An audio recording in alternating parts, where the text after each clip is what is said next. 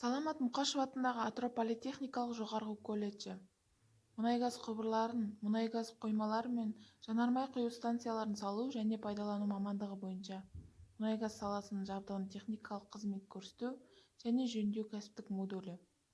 Жетекші өндірістік оқыту шебері Сарғалиева Құралай. Бүгінгі өтетін тақырып NM типті сорғы агрегатын пайдалану және жөндеу. Сорғы жабдығын ағымдағы және күрделі жөндеу кезінде техникалық қызмет көрсету кезіндегі жұмыстардың үлгілік көлемі. Сабақтың мақсаты NM типті сорғыларды пайдалану және жөндеу жұмыстарымен танысу. Сабақтың міндеті студенттің ынтасы мен қабілетін кәсіптік модульді оқуға деген қызығушылықтарын арттыру. Күтілетін нәтиже студенттің сорғыларды пайдалану және жөндеу жұмыстарымен танысып, өз бетімен жабдықтың жөндеу технологиялық картасын құруы.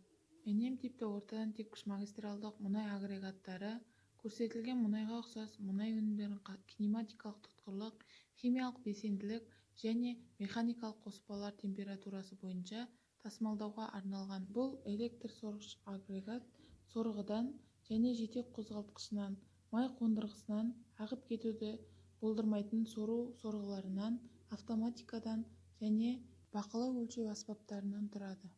Сорғының жұмыс істеу принципі механикалық энергияны гидравликалық сұйықтықтың жұмыс органдарымен өзара әрекеттесу есебінен түрлендіру болып табылады. Сорабы ортадан тепкіш көлденең бір қатарлы спираль типті болып келеді.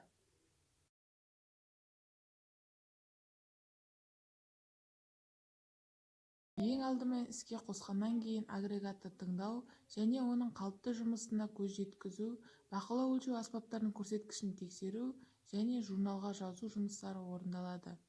Мерзімді тексеру және қадағалау жұмыстарына барлық қосылыстардың саңылаусыздығын, бақылау өлшеу аппаратурасының дұрыс жұмыс істеп тұруын, майдың сапасын, резервтік май сорғыш қозғалтқышында кернеудің болуы, 72 сағаттық жұмыстан кейін сипаттамалардың жұмыс бөлігі шегінде тікелей объектіде монтаждалған агрегатты пайдалануға беру актісін жасау керек.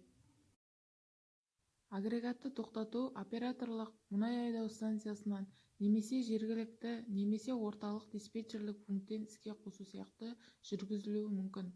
Автоматика және бақылау өлшеу аппаратурасының жүйесімен техникалық параметрлердің авариялық ауытқуы кезінде агрегатты авариялық автоматты тоқтату қарастырылған. Келесі жағдайларда агрегатты авариялық тәртіпте тоқтату қажет. Мойынтіректерден немесе бүйірлік тығыздағыштардан түтін пайда болған кезде, түтін, қозғалтқыштан ұшқын немесе жанып жатқан оқшаулардың қатты иісі пайда болған кезде, жазатайым оқиға кезінде. Кезеңдік тексеру жүргізу, жөндеу және анықталған ақауларды жою үшін агрегат резервтен шығарылады. Бұл ретте мыналарды орындау қажет. Мұнай және мұнай құбырларындағы барлық шұраларды, ысырмалар мен крандарды жабу, сорғыдан мұнай жіберу, агрегат жұмысы кезінде анықталған барлық ақауларды жою, мойынтіректерді ашу және біліктің мойындарын консервілейтін майлаудың жұқа қабатымен майлау. Агрегат параметрлерін өлшеу оның жұмысы кезінде жүргізіледі. Жұмыс барысында тең уақыт аралығынан кейін вахта журналына келесі параметрлерді жазу керек. Сорғыға кіретін қысым, сорғыдан шығу қысымы, мойынтіректердің температурасы, май жүйесіндегі май қысымы, қозғалтқыш тұтынатын қуат, қозғалтқыш тоғының күші, сорғыдан шығатын мұнай температурасы. Сорғыны бөлшектеу кезінде отырғызу және нығыздау беттерінің жағдайын бақылау, оларды кенжарлар мен зақымданулардан мұқият сақтау қажет. Сорғыдан алынған құрастыру бірліктері мен бөлшектері құрғап сүртіліп, тығыз кардон немесе ағаш көсеніштеріне салыну қажет. Сорғының сипатты ақаулықтары мен оларды жою әдістеріне тоқталатын болсақ, негізіне ақаулық сорғының дірілі пайда болған кезде, сорғыш роторы бөлшектермен ауыстыру кезінде теңестірілмеген болуы мүмкін. Ондай жағдайда роторды теңестіру қажет. Агрегат орталықтанбаған, роторды орталандыру. Мойынтіректердің іштеріндегі май саңылауларын ұлғайту, жапсырмаларды алу және қосақыл жапсырмаларды орнату. Ағынды бөлікке бөгде заттардың түсіп кетуі мүмкін. Ондай жағдайда ағынды бөлігін тазарту қажет.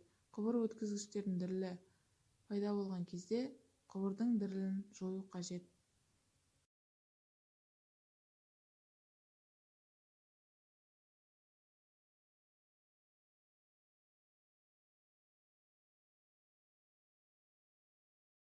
мойынтіректердің температурасының артуы.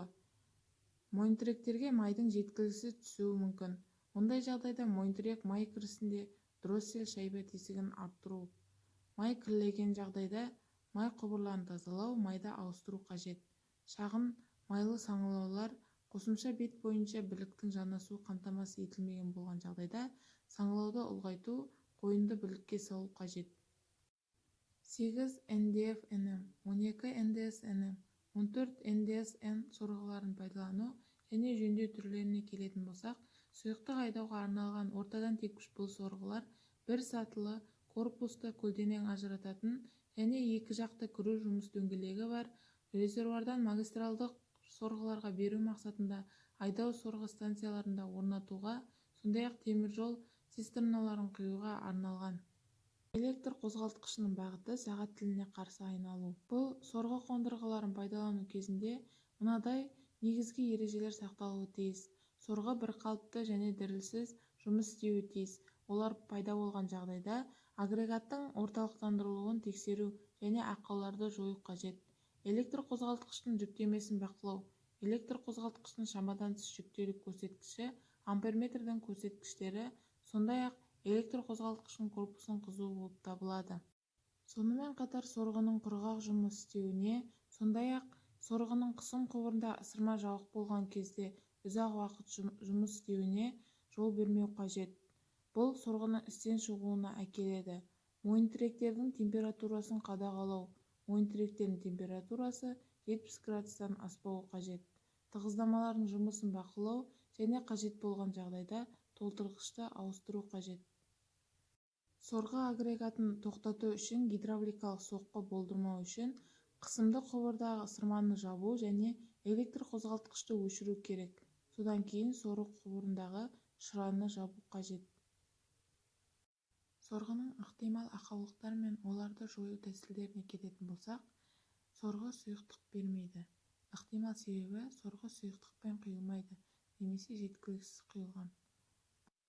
Сорғыны толық толтыру арқылы түзетеміз.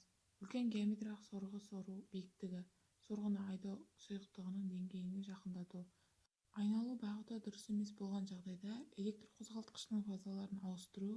Егер сорғы айналса, сорғының қақпағын алып, жұмыс дөңгелегінің тартылуын тексеру қажет. Сору құбырында немесе тығыздама арқылы қосылған жерлерде ауа сорылатын болса, тығыздық пен қосылыстарды жою, тығыздаманың қалыпты жұмысын қамтамасыз ету қажет. Назарларыңызға осы бір сатылы электр сорғының жұмыс істеу принципі туралы бейне жазбаны ұсынамын. Бұл ортадан теккіш сорғылар екі жақты кіру дөңгелегі бар бір сатылы көлденең сорғылар болып табылады. Сорғының корпусы жұмыс дөңгелегін екі жақты жартылай сорғыш сұйықтықты жеткізуін қамтамасыз етеді және іші қуыс спираль түрінде жасалған біртіндеп арынды келте құбырға өтетін қимаға білдіреді. Сорғыш және арынды келте құбырлар сорғы білігінің осіне перпендикуляр бір-біріне 180 градус бұрышта орналасқан. Бұл сорғыны, құбырларды және электр қозғалтқышты бөлшектемей ашуды, қарауды және жөндеуді жүргізуге мүмкіндік береді. Жұмыс дөңгелектерінің басулардың және қорғаныш шлюкелерінің арасында паранитті төсемдер қойылады. Жұмыс дөңгелегі білікке кілтектің, басулардың және оң-сол бұрандасы бар қорғаныш шлюкелерінің көмегімен бекітіледі. Қорғау төлкелері бұдан басқа білікті тығыздамалар орындарында тозудан сақтайды. Сорғының білігі корпуста мойынтіректер корпусынан, мойынтіректер қақпақтарынан және май бөліктерінен тұратын екі мойынтіректі тіректерде орнатылған. Мойынтіректерді кірден, шаңнан және судан қорғау үшін корпус жиегінде киіз тығыздамалар орнатылған. Бұдан басқа мойынтіректер білік бойынша өтетін сұйықтықты тастайтын айналмалы шойлы сақиналармен қорғалған.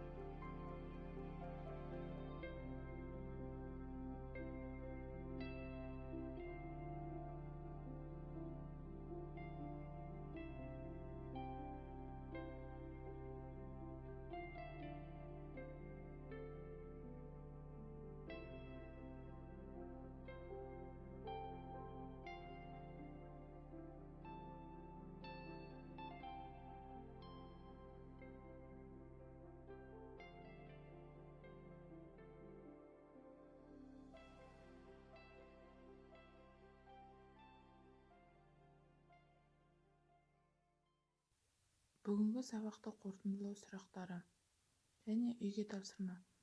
Эне магистралды сорғыларға техникалық қызмет көрсету және ағымдағы жөндеу технологиялық картасын жасау.